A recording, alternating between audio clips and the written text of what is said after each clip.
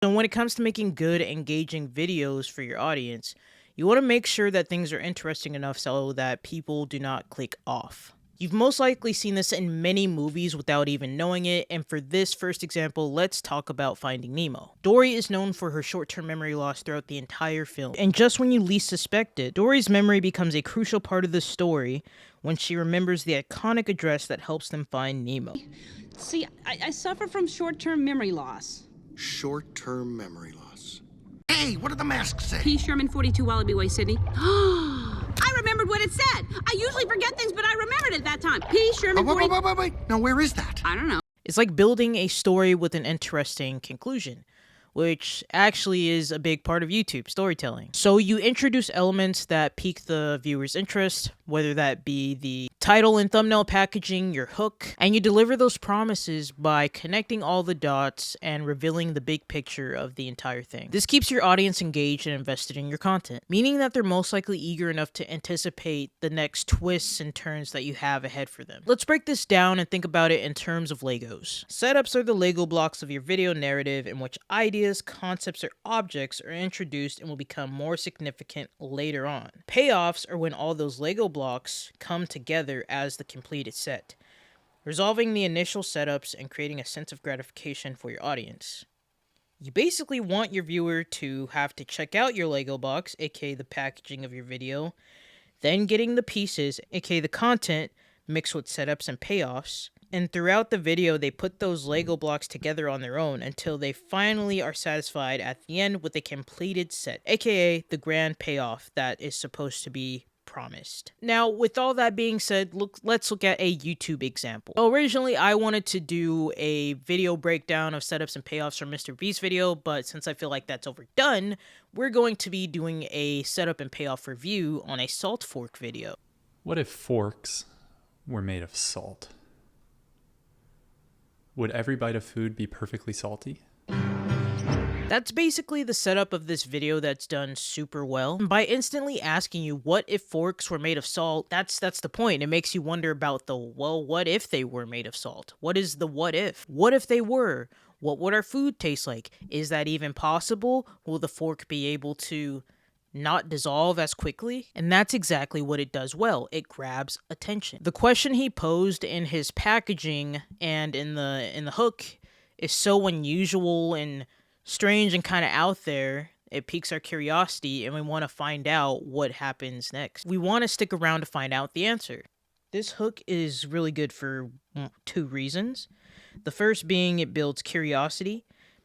It presents a hypothetical scenario that challenges our understanding of everyday objects, and in this case a common eating utensil such as a fork, really sparking our thought process as to if this is even possible in the first place, because forks typically aren't made of salt. The second thing it does well is that it teases a payoff, and by asking the question, it implies that there will be a satisfying answer or exploration of the concept, promising a rewarding experience for the viewer. These elements work together really well to create a hook and setup that keeps the audience engaged throughout the video, waiting for the payoff. By the way, if you want an entire line-by-line script breakdown of this video that shows and highlights the setups and payoffs, then there will be a download link in the description. And throughout the video, you just can't help but feel compelled to watch the entire thing because it's just sprinkled with setups and payoffs. Drink every time I say setups and payoffs because I think I'm saying it too much. Here are the key moments broken up with each so you can kind of get an idea of what I'm talking about. After weeks in the design phase, I finalized the CAD models and bought one of these Himalayan pink salt blocks. The same kind of salt in those lamps that girls like, apparently used for cooking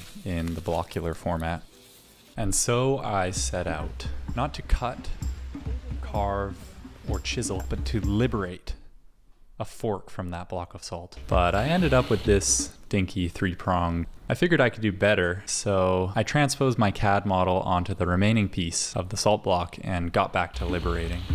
But that's when my problems really began, and I saw my first catastrophic failure. I considered giving up, but then I thought to myself, where would we be if our ancestors had given up when carving the first stone tools? Where would we be? So I started looking for alternatives. I discovered that you can actually melt and cast salt, but that would require me to build an 800-degree furnace, and the results that people were showing on YouTube weren't all that promising for fork making. But then, on a Quora post about laser cutting salt, I stumbled upon my hero. Antonio Lotico 8 years ago wrote, "Perhaps just water."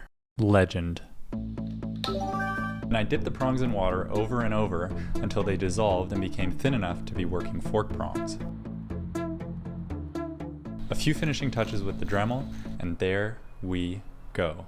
There was just one thing left to do.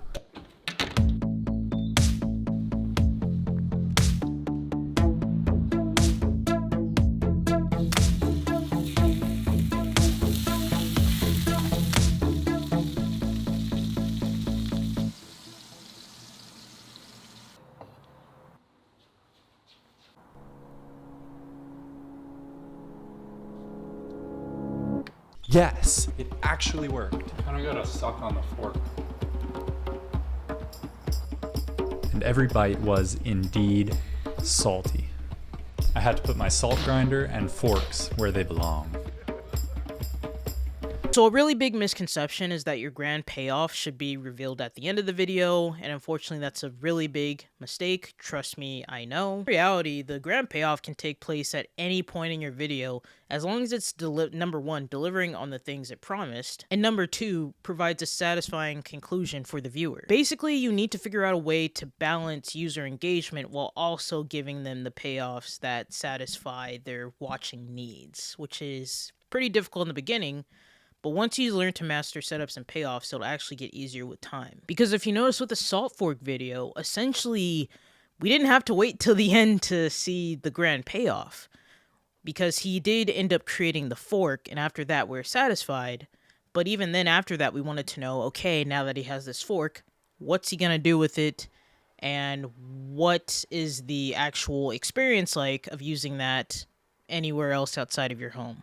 Which was actually kind of an unexpected plot twist. So you're probably wondering, how can you apply some of these setup and payoff techniques in your videos? And here are just some tips I had in mind. So the first thing would be to identify your main setup and payoff. So for the main setup, think about the main idea or topic that you want to cover in your video. And for the grand payoff, think about the thing that the user basically clicked for in the first place and how you can satisfy that, because that's what they want. If you essentially have a thumbnail that shows a man getting eaten by a shark, and the second I click on the video and it's a goldfish, I'm going to obviously click off. I can't emphasize it as much as I already have. Doing this first step of really setting up your main setup and your grand payoff will help frame the ideas of how you can lead up to those points. And essentially, this will serve as the main foundation for the setups and payoffs leading up to your grand setup and payoff. A second tip I would recommend is to create smaller setups throughout your video. So essentially break up your main setup concept idea into different little parts of the video that can be broken up and resolved rather quickly. This is going to help maintain interest in your video and up until the point where you reveal what the main point of the video was in the first place. I mean, a movie example right off the bat would be Titanic. I mean, I guess some people, it depends on who you are, but I guess some people watch for the romance, but a lot of people watch to see how did that thing sink.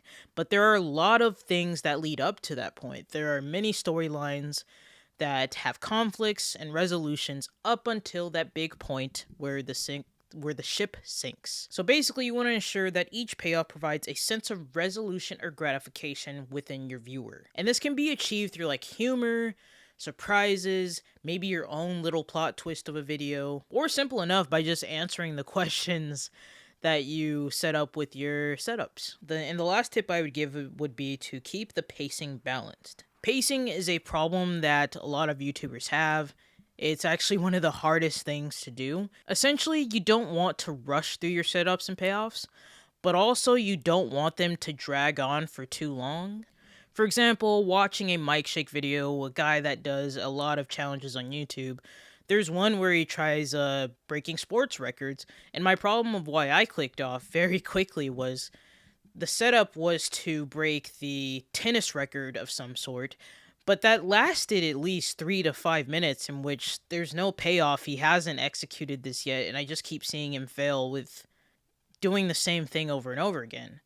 So for me, the pacing of that video, in some parts, wasn't very good compared to other videos or challenges that Mike Shake does, in which he gets to the payoff rather quickly. Moving on to the next interesting part of the video. Basically, you need to find a rhythm that keeps your audience engaged without losing their interest. So by using setups and payoffs in your video scripts, not only will you result in having good retention, but you'll also be satisfying your viewer in more ways than just the title and thumbnail or even the hook, meaning that they're probably going to see more of what you have to offer. And if you want to know more about retention and how important it is for your videos and script writing, then you're going to want to watch this video featuring Ali Abdal's previous script writer.